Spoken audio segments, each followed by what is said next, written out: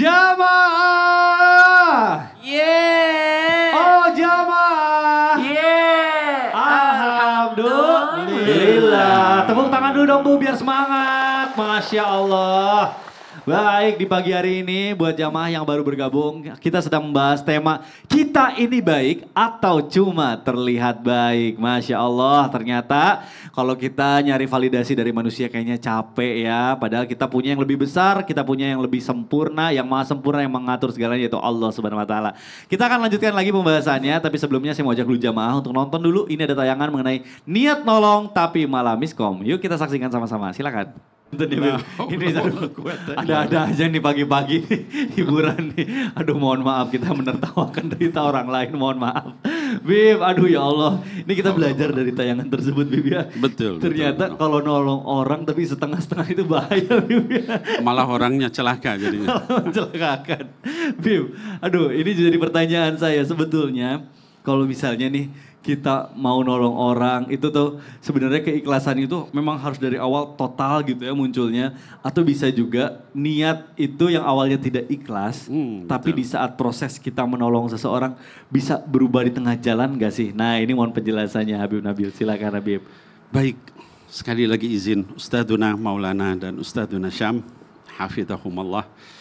Bismillahirrahmanirrahim. Alhamdulillahirabbil alamin wassalatu wassalam ala sayyidina Muhammad rahmatan lil alamin, amma ba'd. Para pemirsa yang saya cintai karena Allah dimanapun berada, tadi kita lihat contoh gitu, ketika orang setengah-setengah tidak sungguh-sungguh maka akibatnya malah mencelakakan orang lain. Nah lalu kemudian pertanyaannya, apakah kemudian ikhlas itu bisa di tengah jalan? Soalnya nggak ikhlas lalu jadi ikhlas, atau kebalikannya asalnya ikhlas jadi nggak ikhlas. Jadi begini, ada seorang ulama, ini kita banyak kisah-kisah ya tentang para ulama karena kita belajar dari situ. Seorang ulama yang terkenal yaitu Al-Imam Abu Hamid Muhammad bin Muhammad Al-Ghazali rahimahullah ta'ala anhu, atau yang dikenal Imam Ghazali. Imam Ghazali ketika membahas tentang ikhlas, beliau katakan, Al-ikhlas ma qabla al-amal wa ma asna'a al-amal wa ma ba'da al-amal. Yang namanya ikhlas itu ada 3 kata Imam Ghazali. Pertama adalah sesuatu ketika kita akan belum memulai, itu harus ikhlas. Gitu ya. Kita mau melakukan suatu perbuatan ini karena Allah atau karena pengen dilihat tadi selfie atau apa-apa yang lain. Niatkan itu karena Allah supaya itu jadi pahala. Yang kedua kata Imam Ghazali, di tengahnya juga harus ikhlas. Wah saya kemudian dilihatin orang terus kita bangga, langsung perbaiki itu supaya kita ikhlas kembali. Yang ketiga kata Imam Ghazali, wa ma ba'dal amal. Setelah amal, ada orang bantuin orang, ya Bu. Bantuin orang, lalu kemudian orang itu yang kita bantu tiap waktu, tiap tahun, tiap bulan. Tiba-tiba dia jadi tokoh besar. Lalu kemudian setelah sekian puluh tahun, terus kita bilang, tuh orang kalau dulu nggak ditolong sama saya, dia nggak bisa jadi begitu. Oh emang kenapa? Saya dulu yang bantu begitu. Hancur semua amal kita yang sekian tahun itu, karena kita ucapkan untuk kesombongan kita. Nah jadi jaga kata Imam Ghazali, ikhlas itu dalam setiap kondisi. Ya, ada seorang tokoh namanya Ahmad bin Miskin. Ya, Ahmad bin Miskin ini abad ketiga Hijrah. Dia bantu orang, dia asalnya orang miskin, dia bantu orang dengan 2 potong roti. Lalu kemudian orang miskin fakir itu berterima kasih sampai nangis. Lalu kemudian dia diberikan kekayaan oleh Allah, terus dia banyak berinfak. Ketika kemudian dia mimpi, terus dia merasa waktu itu sedang dihisap, lalu kemudian dilihat amal-amalnya, wah dia bantu si fulan bantu, tapi semuanya ada di dalam hatinya riya dan sum'ah. Maka kemudian celaka dia. Tapi kemudian malaikat bilang, masih ada amal nggak? Ada. Apa? 2 potong roti. Ya kata Ahmad bin Miskin, bagaimana saya bisa selamat dengan 2 potong roti? Lalu ternyata 2 potong roti itu, Mas Mikdad, mengalahkan seluruh amalnya yang lain. Kenapa? Karena amal itu dilakukan dalam keadaan dia miskin, dalam keadaan dia susah, dalam keadaan dia ikhlas. Karena Allah tidak melihat yang lain-lain. Itu amal yang ikhlas itu luar biasa. Masya Allah. Mudah-mudahan kita bisa kayak begitu. Iya Habib, jadi Masya Allah ya, boleh tepuk tangan dulu Bu. Amin. Allah itu tidak menilai dari kuantitas berapa banyak kita. Betul, dari bagusnya, iya, Masya tapi Allah. Dinilai dari hatinya. Bahkan 2 potong roti itu malah ya yang bisa malah menyelamatkan. yang paling besar pahala. Masya Allah, baik. Terima kasih Habib Nabil. Silakan duduk kembali, Masya Allah. Ini jadi penyemangat buat kita ya. Kalau misalnya kita mau bersedekah atau apa, berarti jangan lihat nunggu kaya dulu, nunggu punya apa dulu ya. Baik jemaah. Nah sekarang sudah berdiri di samping saya guru kita Ustadz Maulana. Tandanya Ustadz Maulana pasti mau nanya sama jemaah kan? Mau tahu? Mau dong. Ya Karena udah. kita masuk di segmen Ustadz bertanya, kami menjawab. Silakan. Kalau begitu saya mau tanya sama ibu yang manis ini. Silakan ibu Silakan. aja berdiri. Coba perkenalkan namanya. Nama saya Sri Puah dari Majelis Taklim Al-Baroah Jasinga Bogor. Aku nanya nih, ibu pernah bantu orang nggak? Pernah. Pernah. Ya, tapi kalau ada orang bantu orang, tapi dia kepikiran, jangan-jangan saya kalau bantu nggak dapat imbalan. Gimana menurut pendapat ibu? Kurang baik. Kurang baik. Kenapa kurang baik? Karena berarti dia membantu itu mengharapkan sesuatu. Tepuk tangan dulu. Keren. Masya Allah jawabannya. Makasih bagus banyak banget. ibu aja. Assalamualaikum warahmatullahi wabarakatuh. Waalaikumsalam warahmatullahi wabarakatuh. Baik Ibu, terima kasih ya. Iya. Ustadz Maulana silakan, mohon penjelasannya guru silakan. Ya, izin Habib dan Ustaz Sam. Bismillahirrahmanirrahim. Allahumma salli ala sayyidina Muhammad wa ala sayyidina Muhammad. Amalan kita itu tidak akan diterima oleh Allah jikalau tidak ikhlas. Harus ikhlas.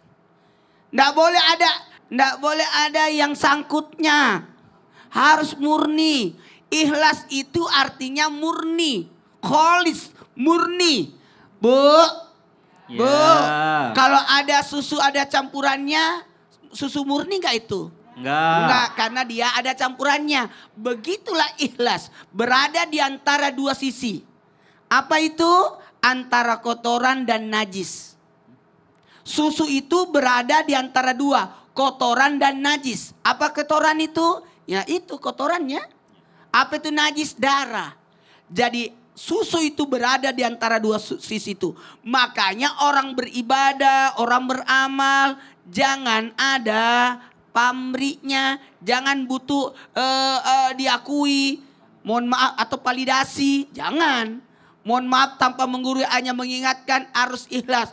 Tapi ngomong-ngomong ada nggak pahalanya? Nggak. Harus ikhlas. Tapi ada manfaatnya. Ulangi. Tidak ada pahalanya, tapi ada manfaatnya. Jadi dia cuma dapat manfaat doang, tapi tidak dapat pahalanya. Karena innamal a'malu binniat. Kembali lagi dari niatnya, saya bantu itu supaya dapat ini. Oh itu. Maka belajarlah dari orang-orang yang ikhlas. Di antaranya ibu. Ibu tuh ikhlas. Nggak berharap digendong. Tuh. Iya, nggak berharap dibalas sama anaknya. Tapi coba lihat, ada orang ternak ayam, melihara ayam, itu tidak ikhlas. Dia kasih makan itu ayam, kalau gemuk pasti mahal harganya. Betul, telurnya diambil. Telurnya biasanya. diambil. Itu beda. Jadi jangan beramal bagaikan berbisnis. Oh. Beramallah bagaikan seorang orang tua terhadap anaknya, bukan sebagai peternak kepada ayamnya. Masya Allah, analoginya saya suka sekali. Terima kasih ya, Masya Allah guruku Ustadz Maulana. Baik jamaah, sekarang saya akan kasih kesempatan jamaah untuk bertanya sama guru-guru kita. Kita masuk dulu ke dalam segmen Tanya Dong Ustadz. Kami semua tanya dong Ustadz. Baik, yang mau bertanya boleh angkat tangan yang tinggi Ibu. Saya udah dapat nih kayaknya yang paling semangat. Ibu, boleh kenalan dulu Ibu, silakan. Bismillahirrahmanirrahim. Ya Allah izinkanlah saya bertanya dengan Ustadz.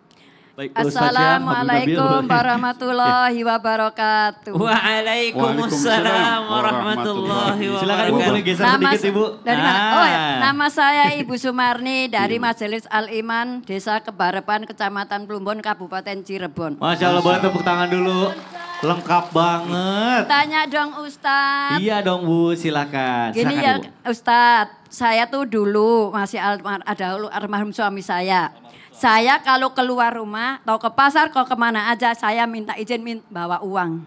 Tapi suami saya nggak nanya buat apa. Saya tuh bilangnya gini, uang tersebut barangkali saya ketemu orang janda atau orang yang nggak mampu, tahu anak cacat, saya buat ngasih. Nah, Baik. sedangkan saya dulu juga sama suami saya, kalau bilang gini, kalau ngasih orang tua nggak usah izin lagi sama saya izinin saya gitu. Nah, alhamdulillah tukulnya anak-anak saya soleh semua. Amin, amin. Punya Masya anak Allah, 4. Masya Allah. Ya. Nah, udah gitu pertanyaan saya tuh ngasih orang tersebut. Orang tersebut sering datang ke rumah Ustadz. Akhirnya saya itu kalau keseringan saya maksa aja kadang, loh kan baru kemarin dikasih, kok sekarang kesini. Kata saya yang lainnya ada kan juga, kata saya. Ya namanya orang kekurangan ya saya juga maklum. Cuman yang pertanyaan saya tuh saya ngerasa ganjal itu gimana Ustadz? Oh, Jadi gitu. gimana solusinya lu Ustadz gitu? Solusinya, oke baik. Mungkin Ustaz Syam dulu mau jawab. Baik izin Habibana. Masya Allah Ibu bersedekah tuh kebaikan atau bukan? Kebaikan. Bantuin orang tuh kebaikan atau bukan? Kebaikan. Setan tuh suka dengan kebaikan atau nggak suka? Nggak suka. Nggak suka. Maka mesti ada godaan syaitan di situ. Iya. Termasuk di antara godaannya yang tadi itu. Kemarin udah ku kasih, sekarang datang lagi. Apa nggak usah ku kasih lagi nih orang nih. tapi Nanti tetap saya keterusan kasih. malah dia. Itu godaan tuh. Iya, Subhanallah. Tapi tetap saya kasih. Masya Allah. Makanya dikatakan bahwasanya kalau ibadah yang lain biasanya godaannya sebelum bikin kita malas sholat. Tapi Oh, kalau enggak, sedekah tuh godaannya biasanya setelah. Udah kita kasih baru datang godaannya tuh. Kamu tuh orang baik, kamu itu orang kaya. Besok dia datang lagi. Itu biasanya makanya ulama katakan kalau ibadah yang lain godaannya sebelum, tapi kalau ibadah sedekah biasanya godaannya setelahnya. Maka digodalah dia supaya kemarin tidak ikhlas, digodalah dia supaya tidak sedekah lagi besoknya, digodalah dia dengan datangnya orang yang sudah dibantu. Maka kita berusaha sebagai manusia untuk mengalahkan dan mengendalikan nafsu itu dengan tetap berusaha bersedekah semampu kita, tapi ibu tetap sedekah itu bukan hanya uang. Kalau ibu sudah bantu dengan uang, bantu juga dengan nasihat. Termasuk diantaranya tadi nasihat itu saya kasih kemarin, hari ini saya nggak kasih dulu ya, yang saya kasih yang lain dulu gitu. Mungkin Habib Nabil mau menambahkan nih. Baik, Tunggu Bu. izin Ustaz Syam. Ya. Ibu, jadi nambahkan aja sedikit. Tadi udah sangat lengkap dari Ustaz Syam. Tapi saya berikan contoh Nabi Sallallahu Alaihi Wasallam dalam satu kesempatan ketika perang Hunain, yaitu tahun ke-9 Hijrah, ya Fathu Taif, penaklukan kota Taif. Ghanimah Nabi, harta rampasan perang yang dimiliki Nabi, salah satunya domba 2 bukit, ribuan ekor. Tiba-tiba datang seorang badui, yang badui itu lihat domba itu tertarik. Lalu dia terus ditanya sama Nabi SAW, kenapa kamu lihat begitu? Saya tertarik sama domba ini. Ambil, kata Nabi. Berapa banyak, kata badui itu. Kata Nabi SAW, ambil, kamu mau berapa banyak? Saya mau semuanya. Kata Nabi, khudu, ambil semua. Orang itu bawa kambing ribuan ekor sampai ke kaumnya, dia bilang, ayyuhal qaum udkhulu ilal Islam. Wahai kaumku, masuk Islam, semua kalian. Muhammad itu bukan manusia, dia malaikat. Gitu ya. Artinya apa? Kalau kita punya kemampuan, orang bolak-balik minta kasih semua, enggak apa-apa kalau memang kita punya kemampuan. Tapi Nabi Muhammad SAW ketika tidak mampu, maka dia katakan kalau saya ada, niscaya saya kasih. Tapi kalau misalnya sekarang saya lagi tidak ada, maka saya nggak bisa ngasih. Tapi jawab dengan baik, dengan halus. Jadi artinya apa? Harta itu kita jadikan di tangan kita, bukan di hati kita. Kalau kita mampu ngasih sesuai kemampuan. Kalau nggak mampu, tolak dengan cara yang baik. Jangan kemudian, ngapain sih datang lagi. Kemarin baru dikasih. Gitu. Kemarin baru dikasih. Godaannya ya Bu ya.